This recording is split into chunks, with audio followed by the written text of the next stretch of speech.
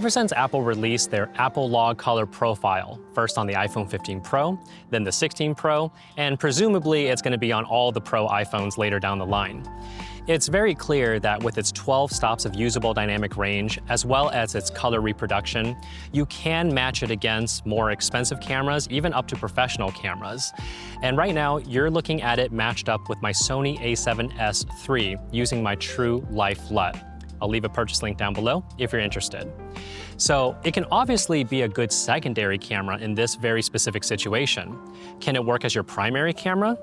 Yeah, it absolutely can, especially when you consider the price difference. If you buy a bare bones iPhone Pro, it's gonna cost you approximately $1,000. That is already almost 3 times cheaper than just getting the Sony A7S3's body alone. That's not including a lens. Once you pop on a really good lens like the current Tamron to 35 to 150 that I'm using, this whole setup for the Sony camera is now a little over $5,000. With that money, I can buy 5 iPhone Pros, have 5 of them set up for this very specific shot with all different focal lengths, and it will do just fine. So yes, it can be used as a primary camera or a secondary camera. The thing is you need to understand where and when can you use it in these situations. So in this video, I wanna kind of throw some things at you to think about the pros and the cons of the iPhone to see if it's something you want to deploy or completely switch over to. First things first, let's go over some key similarities that both of these cameras share. Number one is that they have a true log profile, which means you are going to get a very compressed image that you have to stretch back out either using a LUT or manually grading it yourself.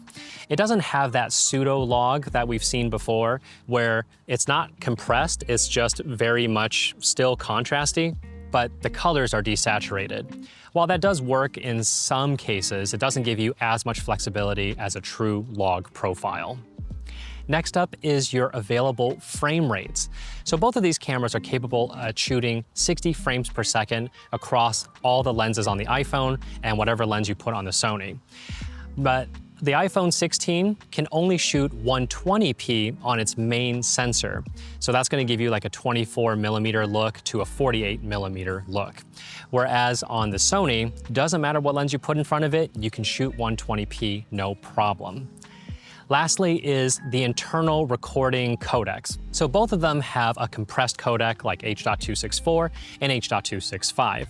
They also have uncompressed versions.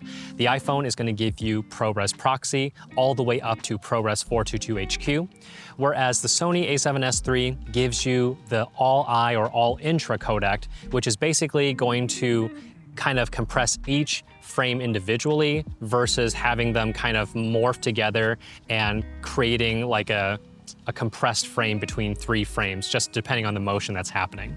So it's not necessarily like a really true uncompressed like ProRes is, but it's pretty close.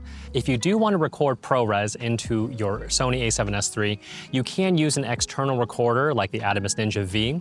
You'll have the ProRes options right there, as well as ProRes RAW coming out of the Sony. So if that's something that's really important to you to be shooting in a RAW codec, then this is the only camera that can do it. The iPhone cannot, at least not yet. With those key similarities out of the way, let's go to the key differences that might make or break your idea of using the iPhone. One of the major key differences between these two cameras is the fact that on the Sony, you can basically put whatever type of lens and focal length you want. And because of that, you're able to control your image better and get some of that shallow depth of field that a lot of people like. Whereas on the iPhone, it's a fixed lens in terms of its aperture.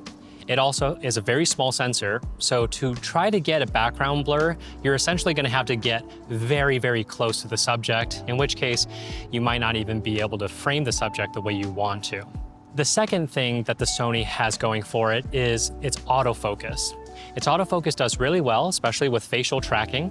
And because of that, I can move around the frame and still have the camera understand to keep me in focus. Now, the iPhone's autofocus doesn't do too bad, but you're not necessarily able to say, hey, I want you to follow this face.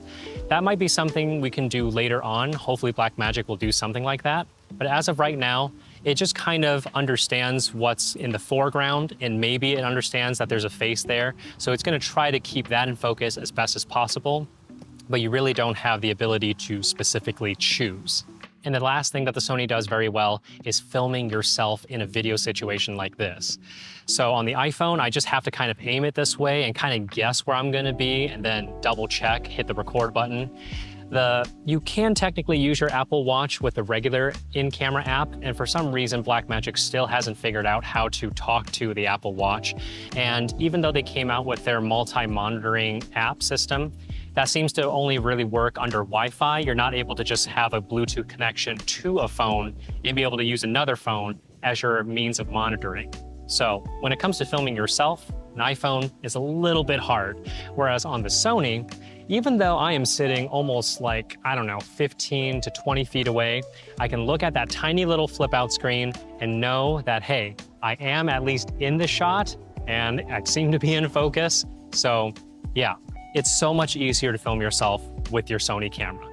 Now, technically, I can attach a little monitor to my iPhone, but that kind of bulks up everything and doesn't make it as easy to run around with. So at the end of the day, the Sony is much easier to film myself in this situation.